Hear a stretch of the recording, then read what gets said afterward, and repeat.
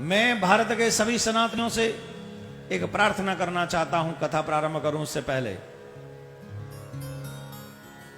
आग्रह करना चाहता हूं, उससे पहले निवेदन करना चाहता हूं आप सबसे। आप अपने बच्चों को संस्कार दीजिए। पढ़ाई में एक आध क्लास पीछे भी रह जाए तो काम चल जाएगा। पैसा 10-20 हजार रुपए कम कमा ले तो भी काम चल जाएगा। कोई बहुत बड़ा पद पे न बैठ पाए तो भी काम चल जाएगा। लेकिन अगर आपके बच्चे संस्कारी नहीं हुए तो कभी भी काम नहीं चलेगा। न वो डूबेगा बल्कि हमारे वंशजों को भी ले डूबेगा वो।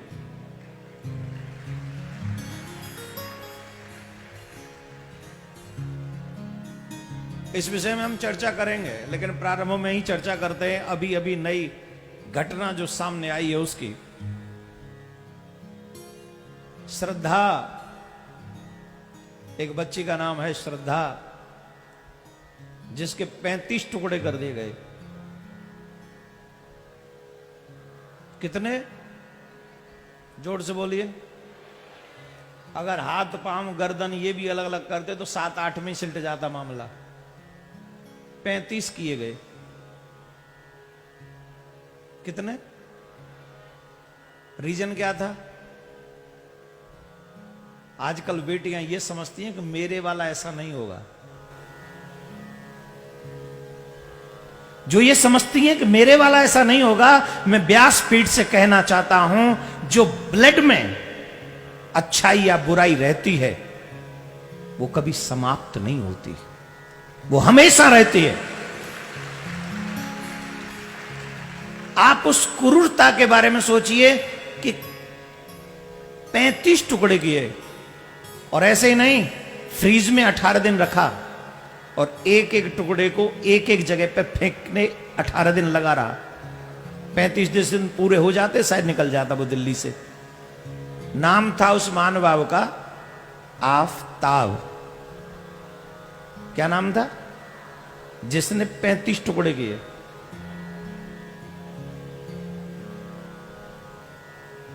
और मुझे तकलीफ जानते हो किस बात की है? सेकुलर लोगों के मुंह पे ताला लगा हुआ है।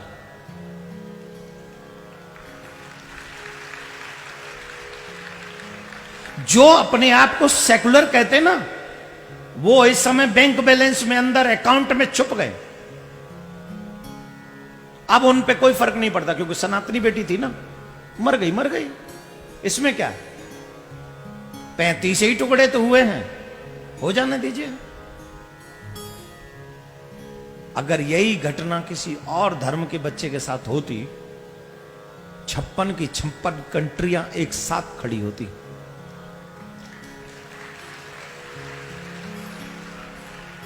और तुम्हारे यहां की बेटी पाकिस्तान में भी काट दी जाती है, बांग्लादेश में भी काट दी जाती है, इराक अफगानिस्तान इत्यादि हर जगह काट दी जाती है। अब तो हिंदुस्तान में भी काटी जा रही है, गोली मारी जा रही है, इज्जत लूटी जा रही है। लेकिन यहां बोलने वाला कोई नहीं है। यहां नहीं बोलेंगे। ये जो अपने आप को सेकुलर कहते हैं वो मानव नहीं है, वो डरपोक है। वो डरते हैं कि अगर हम बोलेंगे सनातनियों के साथ तो हमारी कुर्सी खिसक जाएगी, हमें वोट नहीं मिलेगी। अरे वोट तो तब मिलेगी ना जब तुम जिंदे रहोगे, तुम्हारा संस्कार जिंदा रहेगा। जब तुम कहीं के रहोगे नहीं तो तुम्हें वोट कहां से मिलेगी?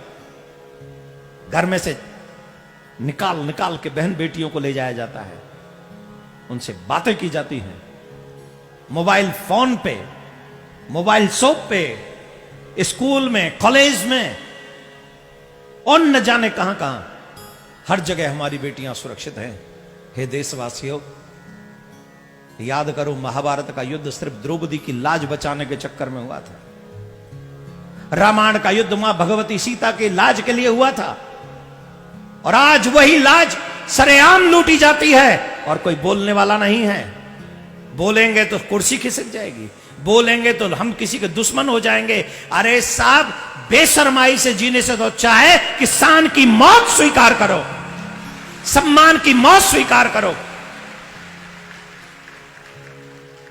मरना तो है ही है ना एक दिन, तो बेशर्म जीवन जीकर क्या करेंगे? सम्मान की मौत से मरे ना। मैं आप सबसे आग्रह करता हूं, मैं ये नहीं कह रहा कि बदला लीजिए, पर इतना जरूर कह रहा हूं, अपने बच्चों को इतने संस्कार दीजिए कि वो ये न कहें कि मेरे वाला वैसा नहीं है।